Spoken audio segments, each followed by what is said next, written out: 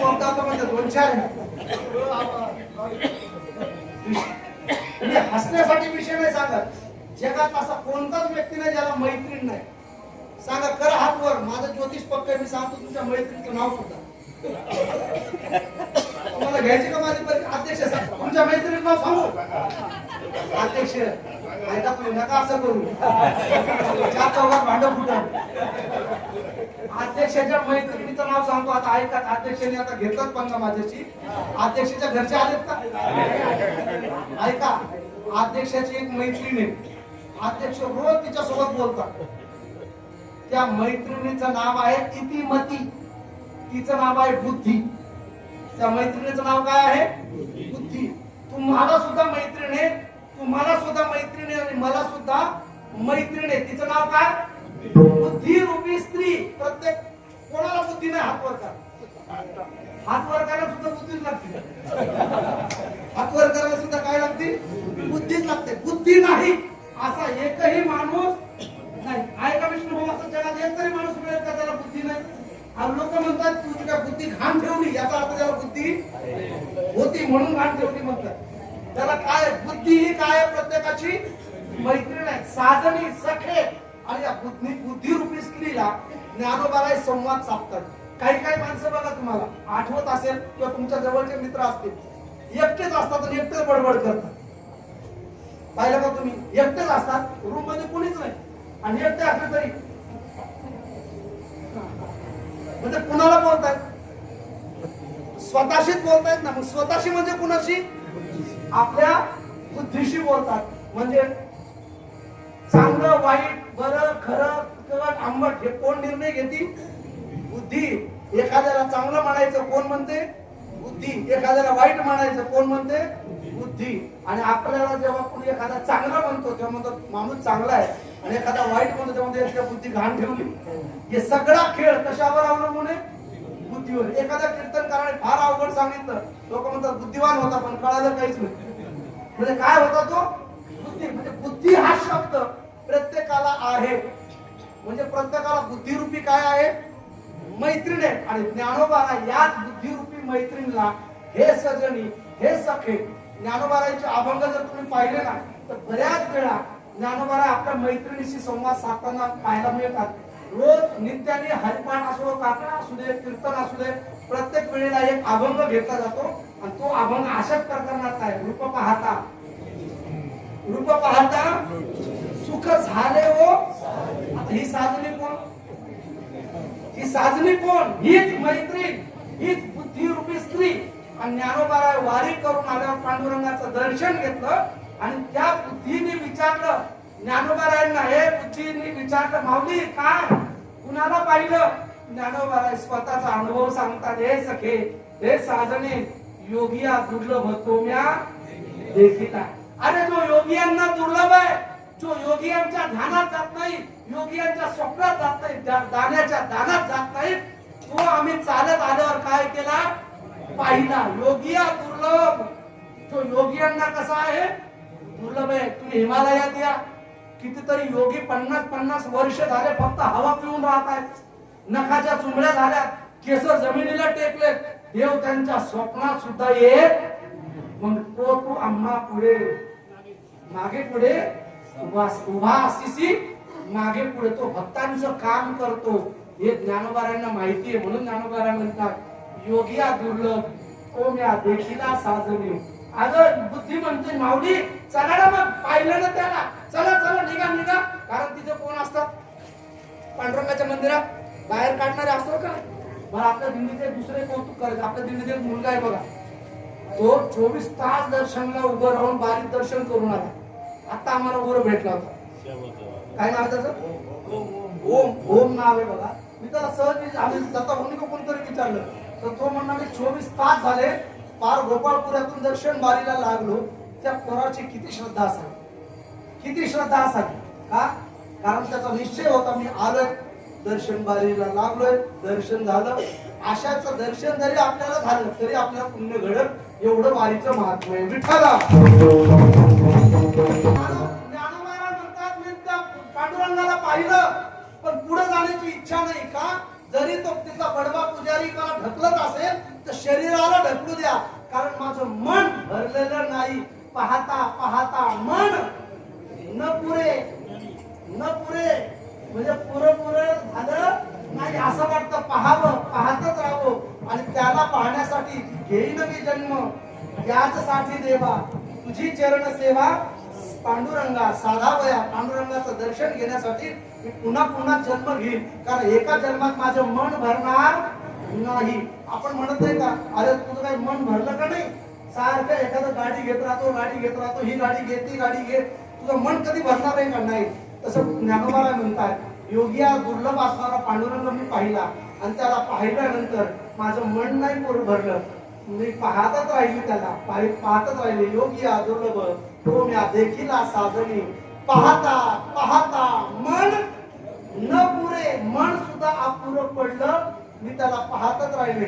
आणि श्रोते हो, देवाला पाहणं, देवाचं भजन करणं ही शरीराची क्रिया नाही, ही क्रिया सर्व मनाची.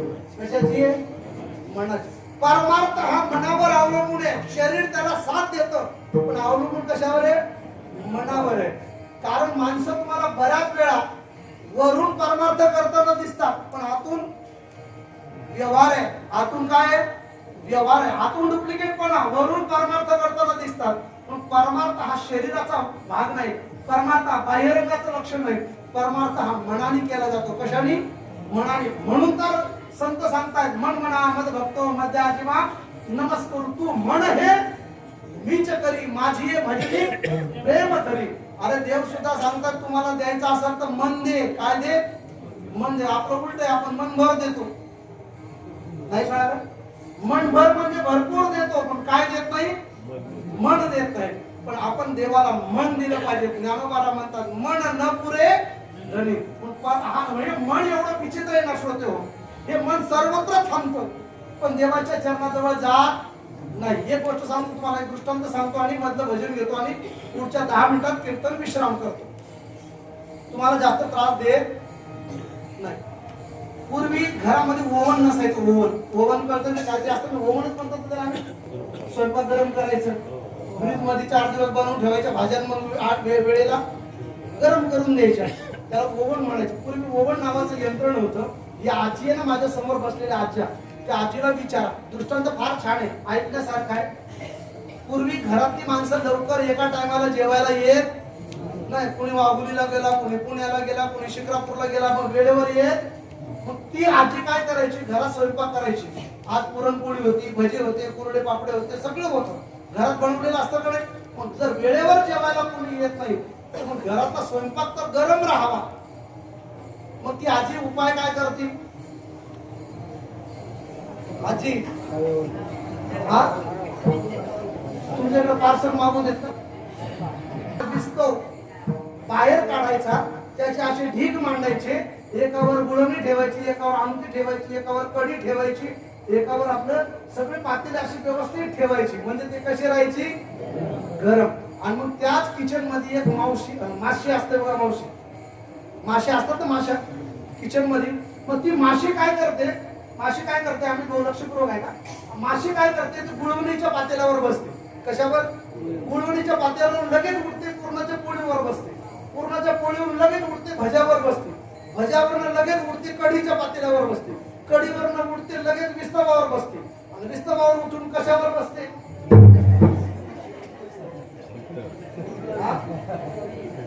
सांगा ना तुम्ही. गुळणीच्या पातेल्यावर उठल्यावर पोळीच्या पातेल्यावर बसली, पोळीवर न उठली भज्यावर बसली, भज्यावर उठली विस्तवावर बसली, विस्तवावर बसून कशावर उठली? कसं काय? अहो मुळात ती विस्तवावर बसतच नाही.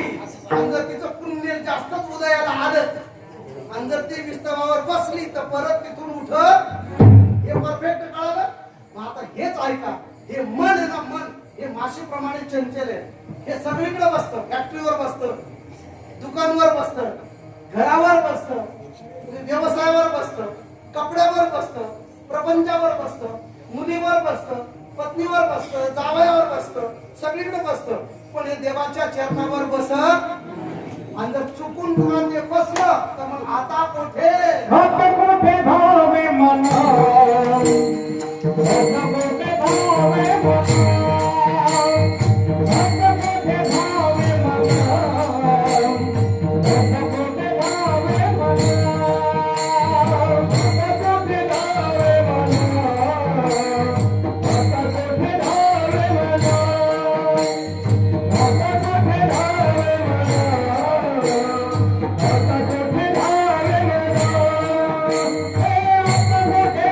तुमचे जटा देख लिया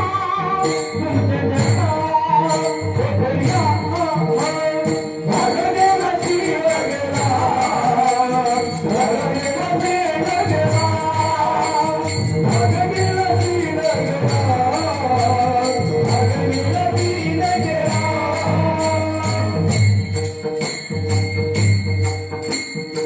धावे मन तुझे चरण देखलिया परिणाम भाग गेला सीन गेला अवघा झाला तो आनंद म्हणून पाहता पाहता मन न पुरे धनी मग त्या बुद्धिरूपी मैत्रिणींनी साजनीने माऊलीला म्हणले अगं चल ग बाई आणखी बरेच देव फिरायचे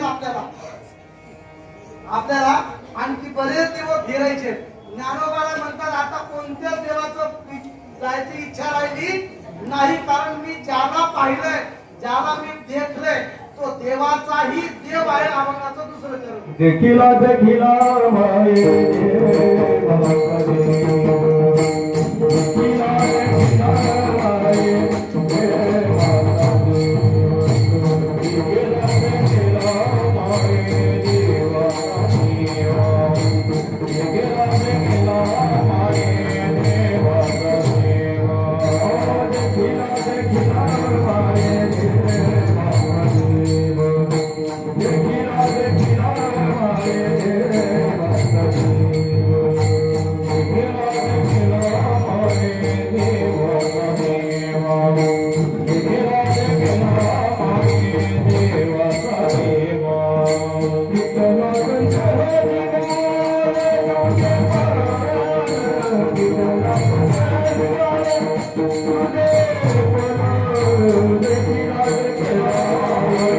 देवा करी देखिला देखिला माये देवा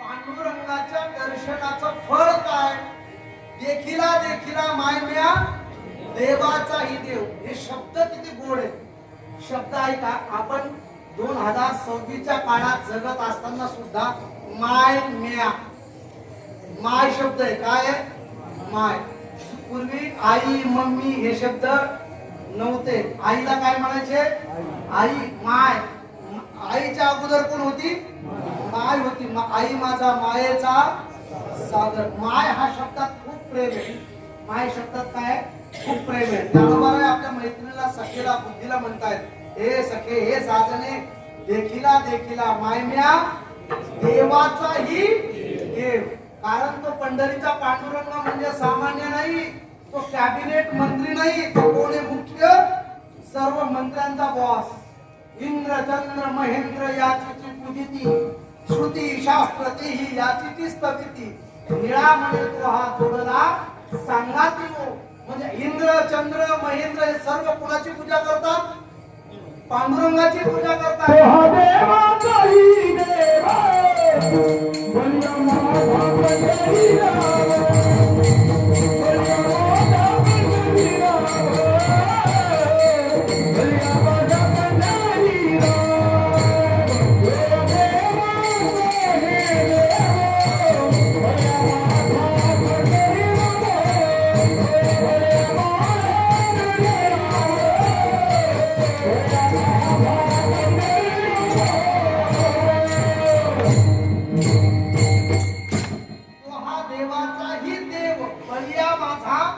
पंढरीराव तो देवाचाही कोण आहे देव आहे देवाचाही कोण आहे देव आहे तसं पंढरीचा पांडुरंग देखिला देखिला मायम्या देवाचाही देव परिणाम त्याला किती वेळ पाहिलाच तू पाहिलं म्हणते ज्ञानोबा आहे पण त्याचा फायदा काय झाला ज्ञानोबा म्हणतात फिटला आसन दिलं बेनिफिट प्रॉफिट काय झाला? देवाचं दर्शन घेतलं, फळ काय मिळालं? विठ्ठला संदेह निमाले तुझे फळ. याचा अर्थ काय जर लक्षपूर्वक ऐका.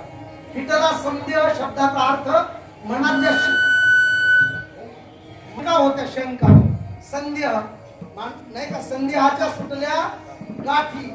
संदेह शंका माझ्या पांडुरंगाचं दर्शन झालं की ऑटोमॅटिक दूर झाला. विठ्ठला संदेह निमाले, निमाले म्हणजे निवळले, निघून गेले. तुझे पण, तुझे पण म्हणजे काय?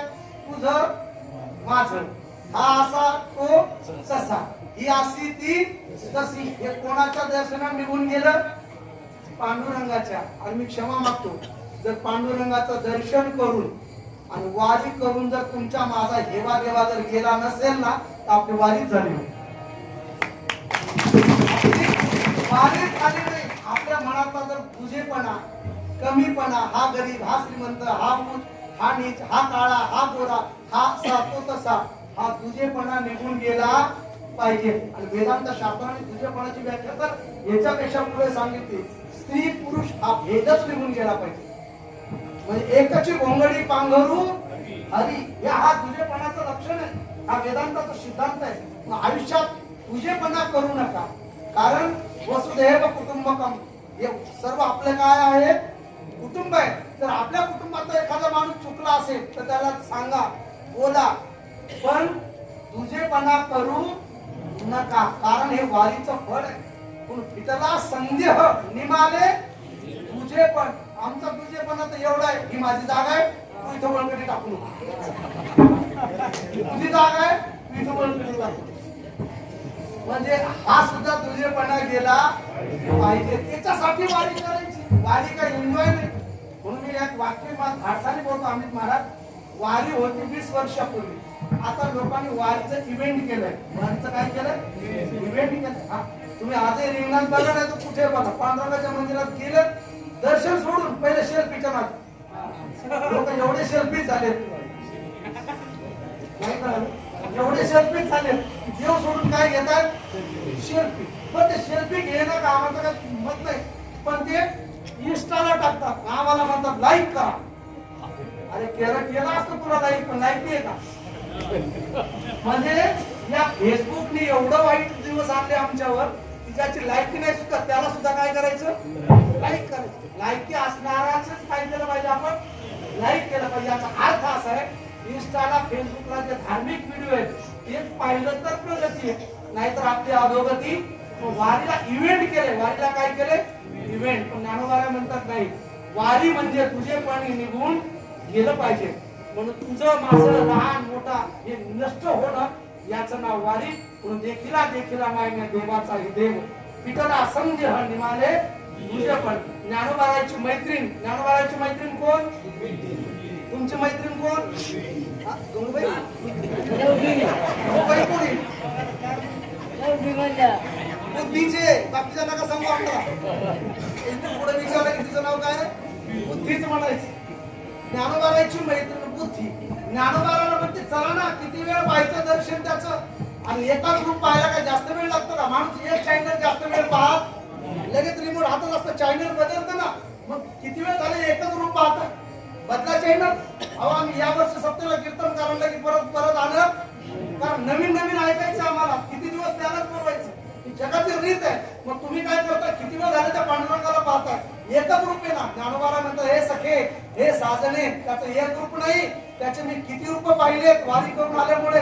आपण अनंत रूपे अनंत वेसे देखिले मैं ताके. अनंत रूपे अनंत वेसे देखिले मैं ताके.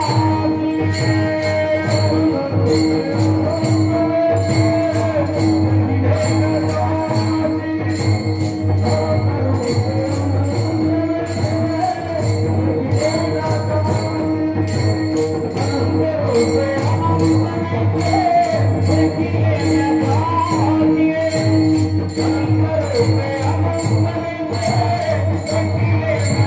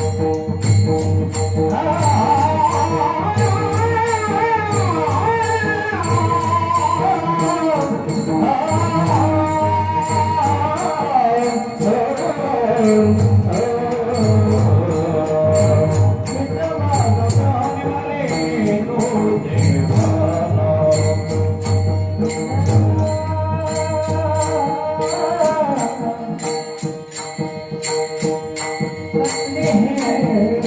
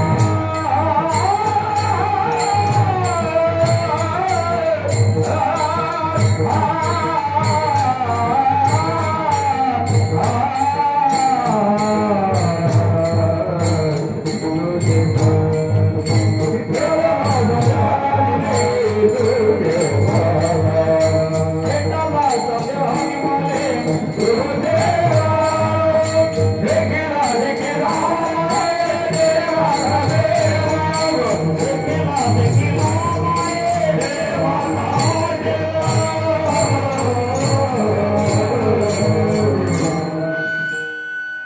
अभंगाच्या विश्रामाच्या शेवटच्या त्यांना सांगतात, देखिला देखिला मायना देवाचा ही देव, विठला संदेह निमाले तुझे पण. जेव्हा बुद्धिरूपी मैत्रिणीने साजणीने सांगितलं किती वेळ पाहाल, तर एक नाही तर अनंत रूपे अनंत वेश, म्हणजे पंढरीचा पांडुरंग केवळ विटेवर उभा आहे, कमरेवर हात आहे एवढंच नाही पाहायचं, तर तुम्ही जे जे वारकरी ज्या ज्या दृष्टीने पाहाल परमात्मा त्या त्या दृष्टीने तुम्हाला दर्शन देईल. जर तुम्ही भैरवनाथाचे भक्त असाल ना, तुम्ही मंदिरात जा पांडुरंगाच्या आणि अंतःकरण शुद्ध मन शुद्ध करून मनाचं एकत्र ध्यान लावून पांडुरंगाकडे पहा, तुम्हाला पांडुरंगाने तुम्हाला भैरवनाथ दिसेल. तुम्हाला व्यंकटेश बालाजीचे तुम्ही भक्त आहेत ना, तुम्ही जा, तुम्हाला साक्षात तो कोण दिसेल? बालाजी दिसेल. तो एका वेशात नाहीये, एका रूपात नाही. म्हणून अनंत म्हणती माझी या स्वामी ते अवताराच्या राशी, तो हा पहाटेवरी शंख चक्र गदा पद्म सहित. देखिला देखिला अनंत रूपे अनंत वेश, त्याचे अनंत रूप आहेत, अनंत वेश आहेत आणि अनंत त्याचे नाव आहेत. त्या अनंत नावापैकी 1000 नाव आहे, त्याचं नाव आहे विष्णू सहस्त्रनाम. यस्य स्मरणमात्रेण जन्म संसार बंधनात् मुच्यते नमस्तस्मै विष्णवे प्रभ विष्णवे. म्हणून रोज वारकऱ्यांनी विष्णू सहस्त्रनाम म्हणावं, नाही जमलं तर एकादशीला तरी म्हणावं. विष्णू सहस्त्रनामात एवढं सामर्थ्य आहे की विष्णूचे सहस्त्र म्हणजे 1000 नाम आपल्या मुखातून जर वाचता येत नसेल तर प्रवासात चालत असताना आपल्या गाडीत सुद्धा काय लावावं? विष्णू सहस्त्रनाम लावावं. विष्णू भाऊ किंवा गाडीत मोबाईल मध्ये तरी काय लावावं? विष्णू सहस्त्रनाम. असे त्याचे सहस्त्र 1000 नाव आहेत. म्हणून देखील अनंत रूपे अनंत विषय देखील मिळताशी ज्ञानोबाराय म्हणतात, बाप रखमा देवरू गुण मानली कैशी, देखिला देखिला मान्या देवाचाही देव, विठला संदेह निमाले तुझे पण. एकदा सर्वांनी मधलं भजन करूया. अर्धा मिनिटात एक दृष्टांत सांगतो ज्ञानेश्वर माऊली करून आजच्या कीर्तनाला पूर्ण विराम देतो. 1 मिनिट भजन करूया. ज्यांना ज्यांना हात आहे त्यांनी हात वर करा, त्याला हात नसतील त्यांनी त्रास घेऊ नये. विठोबा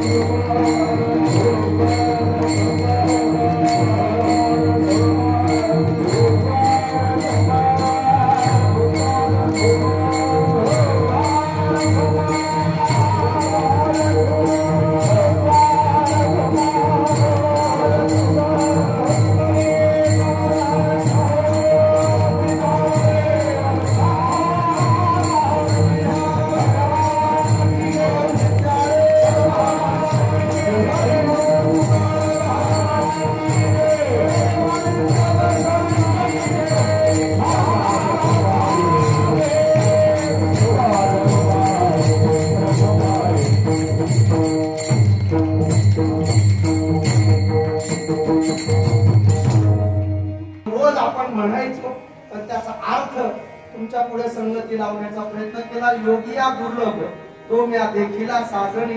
ही साजणी म्हणजे मैत्रीण, मैत्रीण म्हणजे बुद्धिरूपी स्त्री. ज्ञानोबाला बुद्धिरूपी स्त्रीचे संवाद साधतात. योगी या दुर्लभ तो म्या देखिला साजणी, पाहता पाहता मन न पुरे धनी, देखिला देखिला मायन्या देवाचाही देव, विठला संदेह निमाले तुझे पण. आता संदेह म्हणजे काय, पिटला म्हणजे काय, याच्यावर खूप सारं बोलण्यासारखा विषय.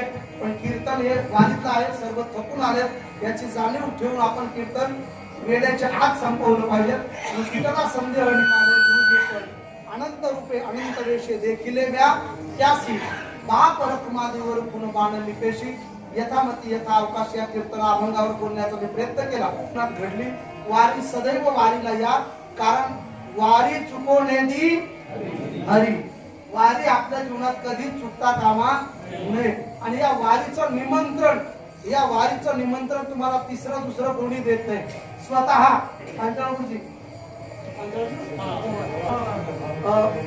पांडुरंग स्वतः तुम्हाला या वारीचं निमंत्रण देतात. तुकाराम महाराज पांडुरंग स्वतः म्हणतात आषाढी कार्तिकी विसरू नका मज सांगत असे गुज पांडुरंग। या आषाढी आणि कार्तिकीचं निमंत्रण आपल्याला कोण देतंय? स्वतः पांडुरंग देतोय। आणि तुम्हालाच नाही तर अख्ख्या जगातल्या प्रत्येक प्राणी मात्राला देव निमंत्रण देतोय। आणि तुम्हाला निमंत्रण देणारे पाहुण्यांनी निमंत्रण दिलं, दरवर्षी निमंत्रण देत आहे। जर तुम्ही त्या कार्यक्रमाला नाही गेलात तर पाहुणा तुमच्यावर नाराज होईल ना। साडू तुम्हाला किती वेळा म्हटलं साखरपुड्याला या, लग्नाला या, तुम्ही लग्नाला आलेत की मग दहाव्याला तरी या। लग्नाला नाही, दहाव्याला नाही, साखरपुड्याला नाही, कशालाच नाही। शेवटी पाहुणा काय म्हणून पाहुणा काय उपयोगाचा नाही। तसं पांडुरंग दरवर्षी आपल्याला निमंत्रण देतोय स्वतः आषाढी कार्तिकी विसरू। तुम्हाला वर्षभर नाही जमत नका येऊ, पण कशाला या? वारीला या, आषाढीला या। आणि आषाढी वारीला तुम्ही आलात, तुम्ही माझे भक्त झालात तर गळ्यामध्ये पवित्र तुळशीची माळ घाला। बघा तुम्ही वारीहून गेल्यानंतर काय इज्जत मिळते आपल्याला गावात, काय प्रेम मिळतं। लोक आपल्या पाया पडतात। लोक आता तुम्ही आम्हाला एवढं मान देताय, एवढा हार घातलाय, कीर्तन ऐकताय किंवा तेवढी पूजा करताय, दक्षिणा देताय, हे आम्हाला देत नाही तुम्ही, हे कुणाला देताय? पांडुरंग। मला सहज जाता जाता अवघड एक मिनिटाचा दृष्टांत आठवला म्हणून सांगतो आम्ही। या पंढरपुरात मातेश पूर्वी लोक गावागावाला मूर्त्या बसवायला न्यायचे। कुठून न्यायचे? पंढरपुरात। कारण मूर्ती घडवणारे कुठे जास्त आहेत? पंढरपुरात। तुम्ही बोलते पंढरपुरातूनच नेली हनुमंताची, मारुतीची। पूर्वी काय वाहन नव्हते, गाड्या घोड्या काही नव्हते। मग पंढरपुरात जास्त काय माहितीये तुम्हाला? गाढवं जास्त आहे। तुम्ही बघा पंढरपूरला जर तुम्ही गावात गेलात ना, आता आपण थोडं बाजूला आहे, पूर्वी आता गाढवं कमी झालेत, आता शहाणे झालेत। हे गाढवं आता कसे झालेत?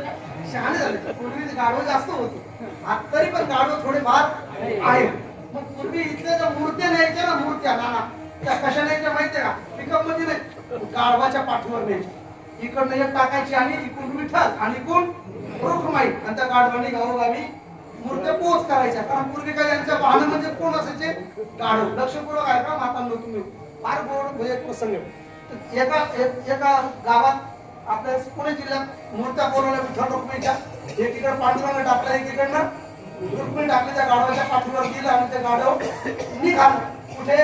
आपापल्या ज्या गावाला मूर्त्या पोच करायच्या होत्या तेव्हा त्या गावातल्या लोकांना कळालं की पंढरपूरनं आपल्या गावातल्या काय निघाल्या? मूर्त्या। आणि येतात कशावर? गाढवा। मग ज्याचे ज्याचे जिथं जिथं नातेवाईक होते, कुणाचे बारामतीला होते, कुणाचे अकलूजला होते, कुणाचे फलटणला नातेवाईक होते, त्यांनी फोन करून सांगितले आमच्या गावातल्या मूर्त्या येत आहेत पंढरपूरवरून। मग त्या बदल्या गावातल्या लोकांनी काय केलं माहितीये का? ज्या मूर्त्या येत आहेत ना, हार, फुलं, नारळ, पाणी, गाढव तिकडून आलं की गाढवाच्या पायावर पाणी टाकायचं, त्याला गंध लावायचा, त्याला हार घालायचा, त्याला गुळ खायला द्यायचा। तिथून गेलं की पुढच्या मुक्कामाला गेले की त्याची अशीच व्यवस्था, हार, फूल, गाढव खुश झालं ना। गाढव काय झालं? खुश झालं। आणि त्याने त्याच्या भावकीला मेसेज केला। कोणाला? भावकीला। गाढवाची भावकी कोण? गाढव होत। अरे काय म्हणता तिकडे उकिरडे फुकताय, जरा या इकडे, किती मजा आहे बघा। गाढव म्हणजे आपल्याला कोण इज्जत देत आहे तेव्हा? माझं काम झालं की हापडून देतोय, तू म्हणतो इकडे ये म्हणला तू। शेवटी त्या गावात ते गाढव पोहोचलं। त्या गावातल्या मूर्त्या होत्या, गावकऱ्यांनी मूर्त्या काढून घेतल्या, त्याचं पेमेंट केलं आणि गाढव आपल्या उलट्या दिशेनं परत इकडे यायला निघाला। तोपर्यंत यांनी भावकी बोलून घेतली होती कुणी? गाढवानी। त्याला माहिती गुळ मिळतो, हार मिळतात, पेढे मिळतात, पायावर पाणी टाकतात। लोक येताना कशाची त्याची पूजा करतात। आनंदाला उभं राहिलं तर महाराज पुढे हाकलायचे। गाढवानी विचार केला, जाताना तर पूजा केली आपली लोकांनी, येताना आपल्याला कोणीच हार घालायला तयार नाही। गाढवाला कोण सांगेल तुझी पूजा नव्हती लेखा? तुझी पूजा नव्हती, तुझ्या पाठीवर जो पांडुरंग आहे त्याची लोकांनी पूजा केली। आमच्यासारखी कितीतरी गाढव फिरताय, तुम्ही आमची पूजा करताय ना, ती पूजा आमची नाही, आमच्यातल्या ज्ञानाची आहे, आमच्यातल्या पांडुरंगाची आहे। ज्या दिवशी आम्ही हे धोतर शर्ट काढून बाजूला सरकू ना, त्या दिवशी कोणी आम्हाला राधे राधे राम राम सुद्धा म्हणणार नाही। म्हणून जे तुम्हाला मान प्रतिष्ठा मिळते ना, ती तुम्हाला नाही मिळत। तुम्ही जे कार्य करताय ना, जो पंथ स्वीकारला त्याला इज्जत आहे. तुम्ही अटल जरी अटल असेल, अटल शब्दाचा अर्थ समजून घ्या. आणि तो जर वारीला आला घरी गावाला गेला तर गावातले तुझ्या पाया पडते. 15 दिवस बरं झालं तुम्ही गेला, आनंद वाटला. पण मला एक लक्षात ठेवा, जर वारीचा एवढा महिमा आहे तर आपण चांगलं वागलं पाहिजे का नाही आम्ही लोक. माझी एक विनंती आहे तुम्हाला, जे दारू पिणारे असतात त्यांनी दारू पिऊ नये, जे वाईट वागणार असतील त्यांनी वाईट वागू नये. चांगल्या पंथाला आलात, चांगल्या मार्गाला आलात. अहो जीवन सुधारताना माणसाचं, चांगल्याच्या संगतीत आलं तर माणूस सुधारताय. मी मोठेपणा म्हणून नाही सांगत, मोठेपणा म्हणून नाही सांगत. मला अध्यक्षांनी परवाच्या दिवशी सांगितलं, म्हणजे महाराज मी ट्रक ड्रायव्हरच्या लाईनचा माणूस, पण एकदा परमार्थात आलो की माझं जीवन सुधारलं. कुणाच्या तरी संगतीत आम्ही तेच सांगितलं. बरेच जण असे आहेत की सुधारताना माणसाच्या संगतीत माणसाचं जीवन काय होतं, सुधारतं काय. माझी विनंती आहे, तुम्ही सणसवाडी ग्रामस्थ एवढे उत्सुक आहेत, एवढे परमार्थिक आहात आणि एवढे परमार्थात खर्च करणारी मंडळी आहेत, तर जे नॉनव्हेज करणारे असतील, दारू पिणारे असतील, त्यांना कळकळीची विनंती आहे. दशमी आहे, मी म्हणत नाही तुम्हाला माळा घाल, कारण तुम्हाला माळा घाला म्हणण्याची तुम्ही मुळात मुद्दा माळा काढायला नदी डुबतं. सकाळी आम्ही नदीत आंघोळ करताना तो 10 वेळा डुबच्या म्हणजे एक माळा दिली हातात यायची, तो माळीला पलीकडून जांभळायचा. फार विचित्र असतात. पण माझी एक विनंती आहे, चांगल्या मार्गाला लागलात ना तर तुम्ही आजही बघा व्यवहारात तुम्ही जर समाजात चांगले धोतर शर्ट पॅन्ट शर्ट घाला, कपाळाला बुक्का लावा, व्यवहारात सुद्धा लोक तुमच्याकडे वेगळ्या दृष्टीने पाहतात. तुमचा जो व्यवसाय आहे ना त्याच्यात सुद्धा तुमचा कपाळाला गंध असू द्या. आरे तुऱ्याची भाषा करणारे माणसं 2 मिनिटं विचार करतात. ट्रॉफिक पोलीसवाले ड्रायव्हरला डायरेक्ट शिव्या घालतात, पण ड्रायव्हरच्या कपाळाला गंध असला तर पोलीस सुद्धा नीट बोलतो. तर कशाचं सामर्थ्य, गंधाचं सामर्थ्य. तो वारीला आला तर गंध लावा, चांगलं वागा. माळ्या नाही घातल्या तरी चालतील, पण चांगलं वागा अशी माझी विनंती आहे. म्हणून झालेली कीर्तन सेवा मी पांडुरंगाच्या समर्पित करतो. आणि खरोखर आपल्या दिंडीचं कौतुक आहे. आपल्या दिंडीमध्ये सगळे हरिभक्त परायण महाराज मंडळी, नामदेव महाराजांचं सांगत नाव आठवत नाही, उत्तम महाराज, आदरणीय हरिभक्त करण उत्तम महाराज, जगन्नाथ महाराज, हे आपले गुरुजी यांचं नाव एकनाथ महाराज, नामदेव शास्त्री असं मनापासून धन्यवाद व्यक्त करतो. आणि जाता जाता एकच वाक्य सांगेल की आपण या दिंडीला जे अन्नदाते, ज्यांनी अन्नदान केलं त्यांचं ज्ञानोबा पांडुरंग कल्याण करो. ज्यांनी पाण्याची सेवा केली, खरोखर तर मला विशेष आनंद वाटला की दत्ता भाऊची जी पोर आहे, पप्पू यांची जी सगळी मित्रमंडळी आहेत, या पोरांना मनापासून धन्यवाद दिला पाहिजे. खरोखर तुम्हाला तर मला माहिती नाही, पण मला शेवट कोण पाणी पाजल का नाही मला माहिती नाही, पण मला गॅरंटी आली पप्पू तरी पाजाली. कारण या पोरांनी एवढी सेवा केली, सर्व वारकऱ्यांची काय केली, सेवा केली. या पोरांना धन्यवाद.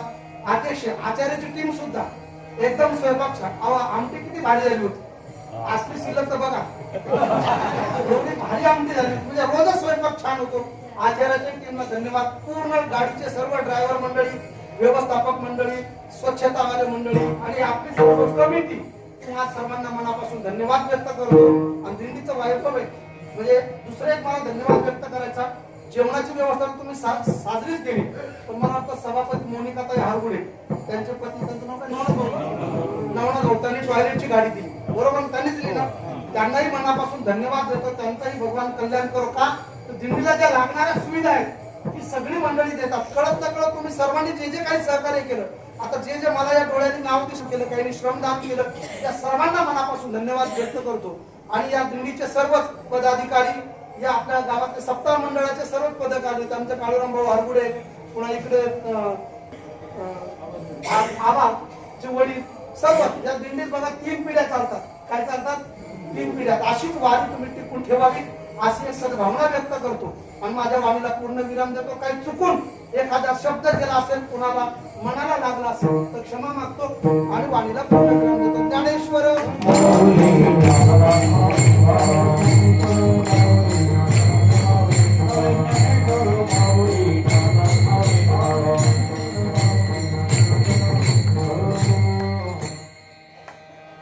साष्टांग दंडवत, वाणीला पूर्ण विराम. जय विठ्ठल.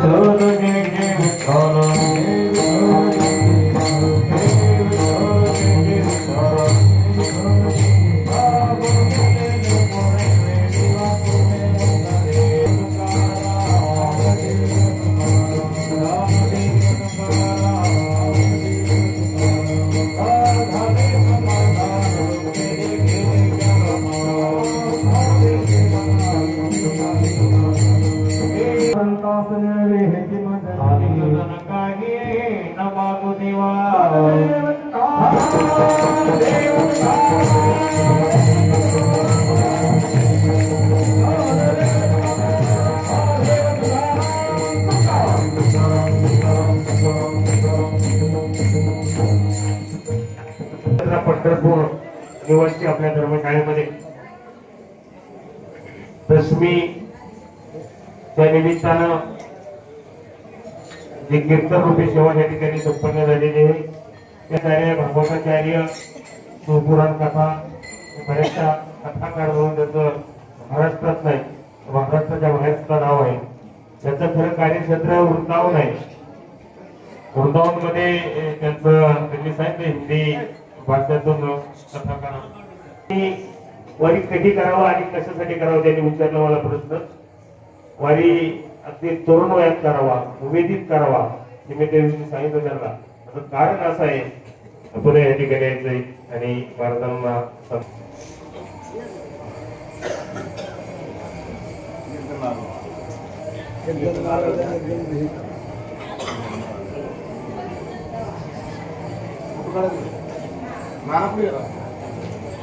पुण्यलिकावरदे हरिविठ्ठल श्री ज्ञानदेव तुकाराम पंढरीनाथ माऊली ज्ञानेश्वर महाराज की जय. जगद्गुरु संत